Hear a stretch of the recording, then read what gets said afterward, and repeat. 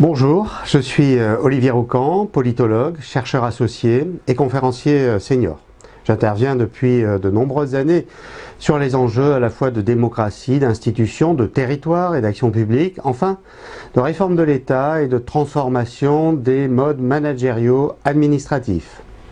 Je vous propose une conférence sur la transformation publique ou la modernisation administrative. En effet, depuis au moins une trentaine d'années, les administrations d'État, à la fois concentrées et déconcentrées, ne cessent de se réformer. Leur organisation évolue sur le mode de la transversalité et il y a un impératif de simplification des procédures administratives qui se fait jour, notamment pour s'adapter aux attentes du public.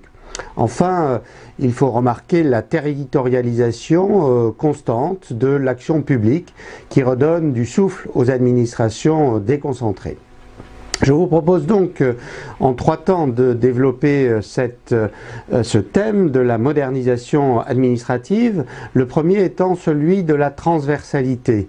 Il s'agit, dès lors que l'organisation administrative est ainsi reconfigurée, de remarquer l'importance de la coordination de l'information. En effet, dès lors que l'administration a tendance à se scinder en unités plus autonomes, il faut mettre en place des instances de coordination pour que l'information circule mieux et qu'elle soit traitée plus rapidement et efficacement.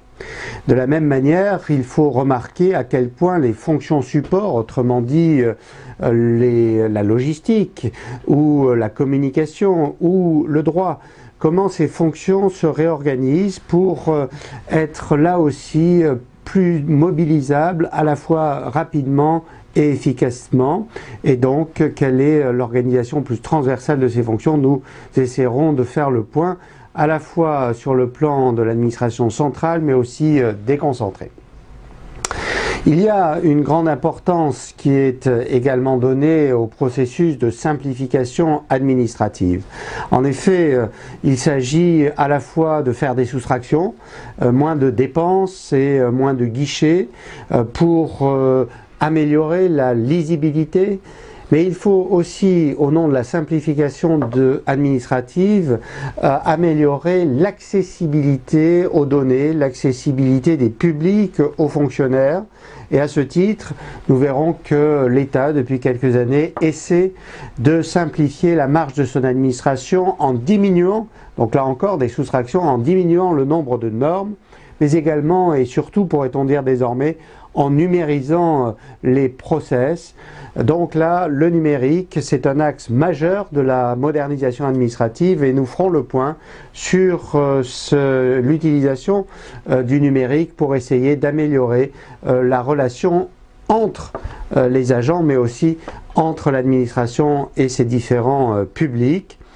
Dernier point que nous évoquerons, c'est la territorialisation de l'action publique. À cet égard, nous observerons comment le souci d'amélioration de la gestion d'une part et l'amélioration de l'action d'autre part s'applique à l'administration déconcentrée. Et il s'agira d'évoquer la réforme des administrations territoriales de l'État dans le détail pour essayer de remarquer la reconfiguration de ces dernières, mais également pour essayer de voir comment l'État local s'impose comme un partenaire majeur des collectivités territoriales et qu'à ce titre, il se positionne de plus en plus comme un accompagnant et comme un porteur de projet.